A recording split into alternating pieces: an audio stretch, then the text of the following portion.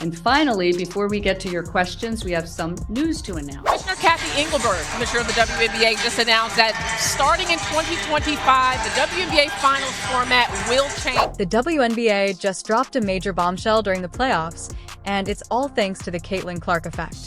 For 2025, the league is rolling out big rule changes. But here's the real question. Is it too little, too late?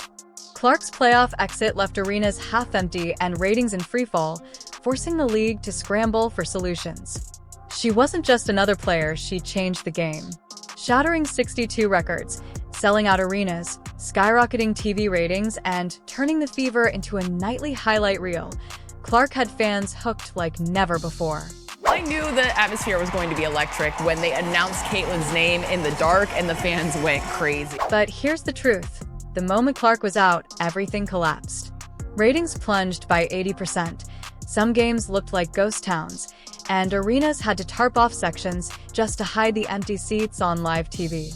Be honest, are you even shocked Clark was carrying this league on her back, and now she's gone golfing? Can the WNBA survive without its golden goose? These new rules better deliver, because right now, things are looking rough. Before we dive in, don't forget to subscribe. Let's get into it. Staying with the WNBA playoffs, let's stay here. Let's just say the ratings aren't the same with Caitlin Clark and the Indiana Fever now eliminated. By the way, not only was viewership down, but attendance was as well. The WNBA is officially in panic mode and ready to pull out all the stops. But here's the shocker, these new rules aren't just minor tweaks, they're a full-on overhaul that could make or break the league. The real question, will it be enough to fill the Caitlin-sized hole in their ratings, or is the league doomed to slip back into irrelevance? First up, they're expanding the regular season from 40 to 44 games, thanks to the arrival of a brand new team in 2025, the Golden State Valkyries. That's right, 4 extra chances to see your favorite squad in action. Getting to go to multiple arenas so that people that are watching at home can see this environment in a multitude of cities. It's amazing. I love it. The growth continues. But that's not all. The finals are getting a major upgrade too, shifting from a best-of-5 to a best-of-7 series. Starting in 2025, the WNBA Finals format will change to a best-of-7 series. Yes. And the format will be 2-2-1-1-1. Because in the league's mind, more games mean more fans and more revenue. And here's another twist. The first round of the playoffs is switching to a 1-1-1 format, guaranteeing the lower seed at least one home game. Say for the fans, it's a benefit for your team. It's played well enough to get into the playoffs. So now that your fans will be able to see your team play at home during those playoffs. Remember the Fever Sun series? The Indiana Fever never even got the chance to play for their home crowd at Gainbridge, thanks to all the controversy in games 1 and 2. Looks like the league finally realized lower seeds deserve a home game too. Now Commissioner Kathy Engelbert is pitching these changes like they're the magic fix to save the league, calling it a constant balancing of the schedule. Yeah, sure, more like a constant scramble to keep the lights on without their star player. With the increased attention this year, there's also been increased scrutiny about the quality of refereeing. Curious if there has been any conversation about whether it's referee pay, referee training, anything to ensure that is as good as it can be. But let's be real, are these changes actually giving fans what they want? Sure, more games sound great on paper, but what about the things that really matter, like player safety and fair officiating, completely ignored by Engelbert? And the one thing as a very long-term sports fan I know is that officiating and refereeing is always at the top of a fan's list, of the media's list. Obviously, not every, they're humans. It's like slapping a fresh coat of paint on a crumbling house and calling it a renovation. Let's not insult the fans. They saw what Clark brought. Not just insane skills, but a whole new style of basketball.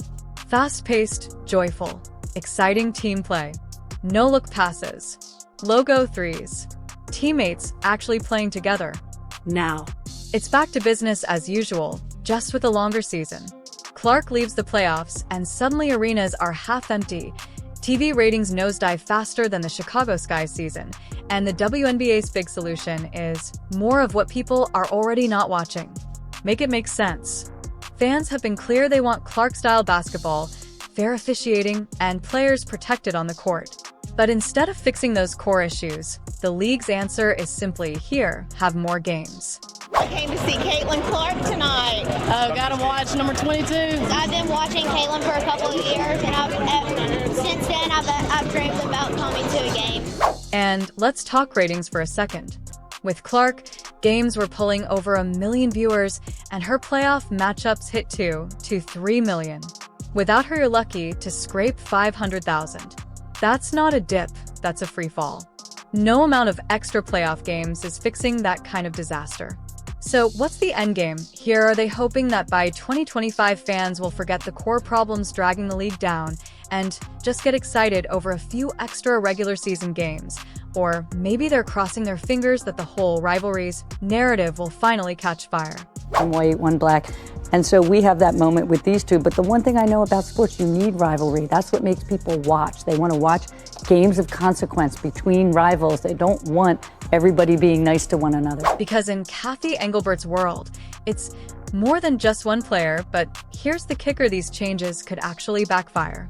More games mean more wear and tear on players. Longer playoff series could bring more injuries, and without better officiating, those extra games are just more chances for fans to get frustrated and walk away. It feels like the league's in denial. They had lightning in a bottle with Clark, and instead of finding a way to recreate that magic, they're just rearranging deck chairs on the Titanic. Fans aren't asking for more mediocre basketball, they want excitement, fair play, and their favorite players thriving. I get it, change is tough, but slapping on a few extra games and calling it progress isn't the answer.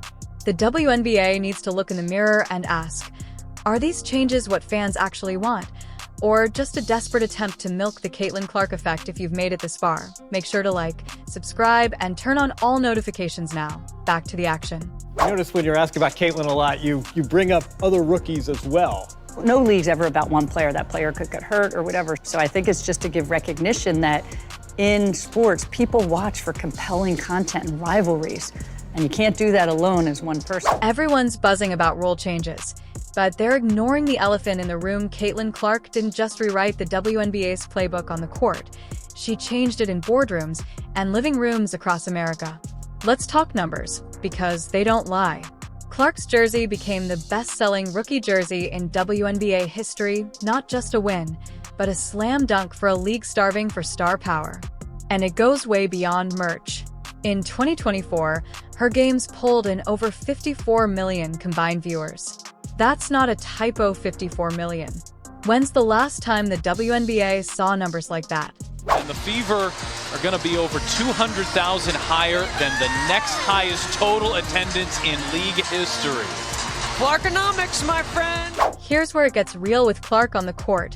Nationally televised games averaged 2 million viewers. Without her, that number crashed to 440,000. That's not a dip, that's a nosedive. And it wasn't just TV. The WNBA's attendance record was shattered during Clark's season, with over 1.5 million fans packing arenas.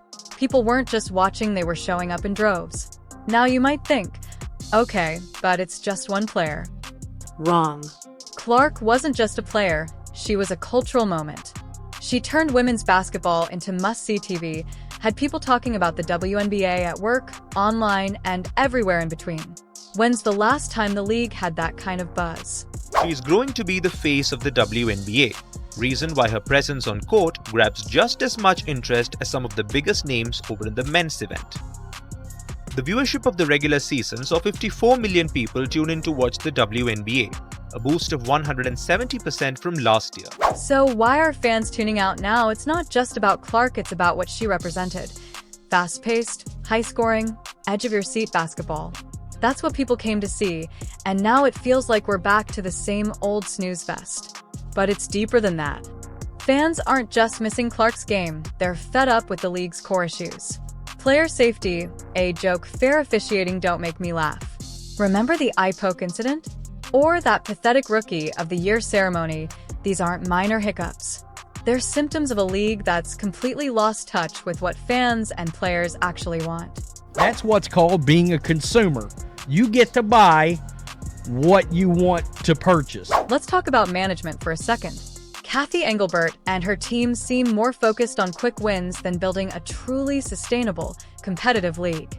They struck gold with Clark, but instead of using that momentum to lift the entire WNBA, they rode the Clark wave until it crashed, and now they're scrambling, trying to patch holes in a sinking ship with a few rule tweaks.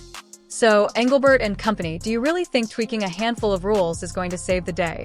Let's address the elephant in the room, the stuff the WNBA doesn't want you to focus on. These changes aren't just a band-aid on a broken leg. They're a smokescreen covering some serious problems. Starting with player safety.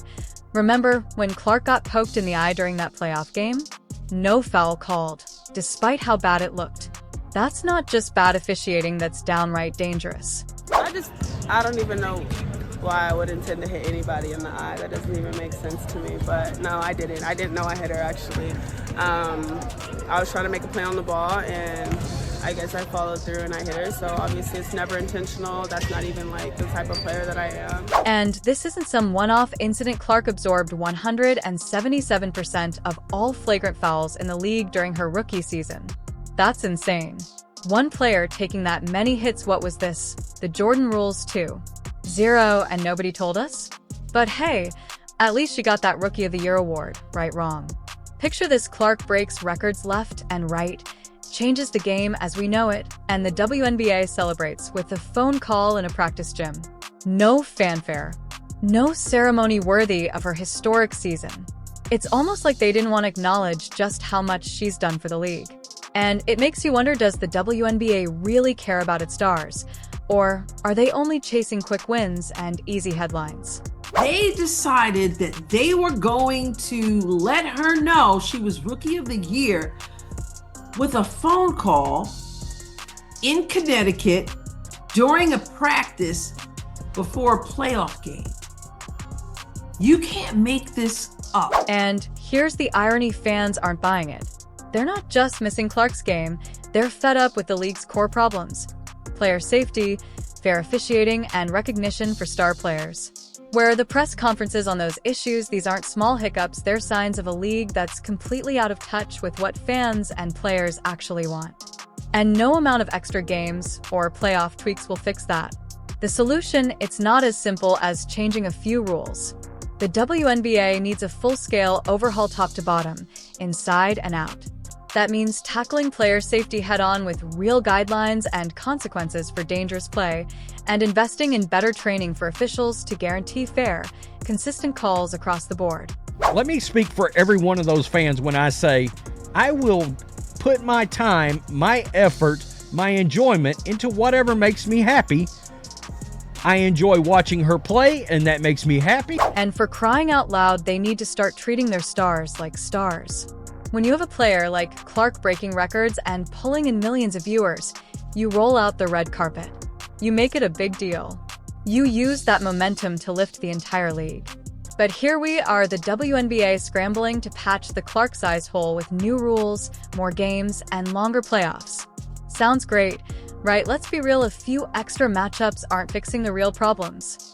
This is a league that can't keep its stars safe, can't officiate fairly, and can't even properly celebrate its biggest talent. Now, without Clark, ratings are in free fall and arenas are emptier than a politician's promises. So here's the million-dollar question. Is this too little, too late, or are these even the right changes to begin with? From where I'm sitting, it looks like the WNBA is trying to put out a forest fire with a water pistol. Will they learn from the Caitlin Clark effect? Or are we watching women's pro basketball fade into irrelevance? Drop your thoughts in the comments, hit like, subscribe, and turn on all notifications so you never miss out. Click the video on screen, and we'll see you in the next one.